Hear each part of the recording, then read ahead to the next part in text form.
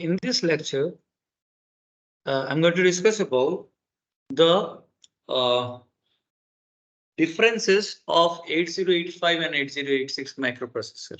Okay.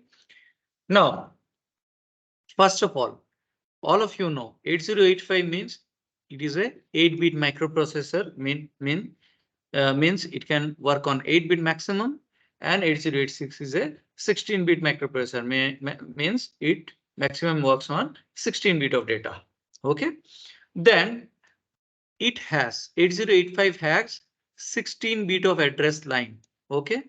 So 16-bit of address line, if you can remember in the last lecture, I told if it is having 16-bit of address line, then it can access up to the power 16 bytes, or this is somewhat 64 kilobyte of uh, address it can access. Okay. Memory location it can access. Now, in case of 8086, it has 20-bit of address line. It means that it can access to the 20 bytes of data. So it means 1 megabyte of data, or 1 megabyte of locations it can access. Okay. Then the next point is, as it is 8-bit microprocessor, definitely 8085 has 8-bit of data bus, and 8086, as it is a 16-bit microprocessor, its data bus length is 16-bit. Okay. Then the next point is the clock speed, whatever it is used in 8085, that is of 3 megahertz. Okay. Okay, this fixed speed only it is used, 3 megahertz clock frequency is used. Whereas in case of 8086, different versions are there, where in one of the version 5 megahertz, 8 megahertz, 10 megahertz of different frequencies you can use for different versions. Okay. Then 8085 has 5 flags in the flag register. What are the 5 flags? If you can remember, it has mm, carry flag, it has parity flag, then auxiliary carry flag, then it has sign flag, it has zero flag. Okay, these are the 5 flags of the flag, or 5 fields of the flag register. Okay. Whereas in case of 8086, the flag register is having 9 flags. Okay. It has carry flag, parity flag, then auxiliary carry flag, then sign flag, then zero flag, then overflow flag. So these are known as status field. And other than that, some control fields are there, which are known as interrupt flag, then trap flag, then direction flag. So these are in total, these are total 9 flags. Okay. So one video I will make where I'll discuss about the different 9 flags of flag register. Okay. In case of 8086, I'll make separate video for that. Okay. Then the next point is in 8085, pipelining is not supported.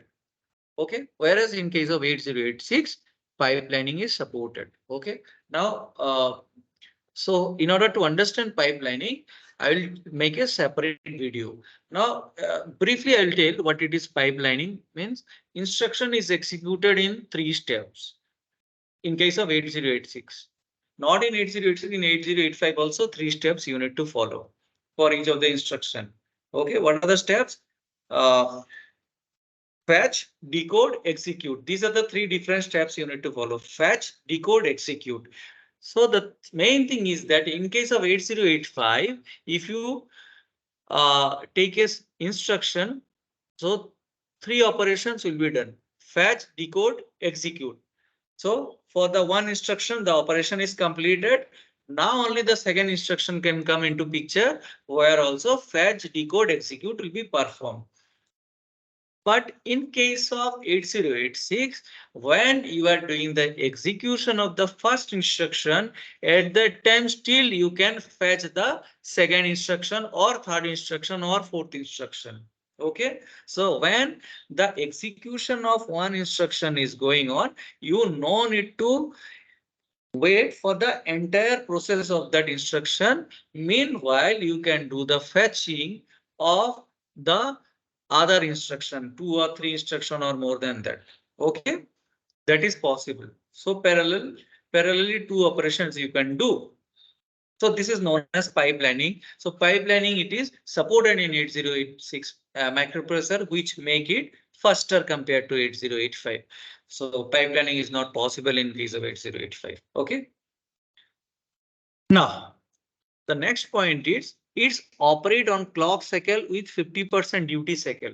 So 50% duty cycle, all of you know what is the definition of duty cycle: on time and off time. Suppose if you have given a clock signal, suppose this clock signal is given to you, what is the on time and what is the off time? Based on that only duty cycle is defined. So duty cycle is defined as on time by on time plus off time. So in case of 8085, whatever clock it is used, that clock cycle is whatever the on time is there, same off time will be there in the clock. Means on time is equal to off time. But in the case of 8086, on time and means whatever on time, if means you have, your off time is twice of that.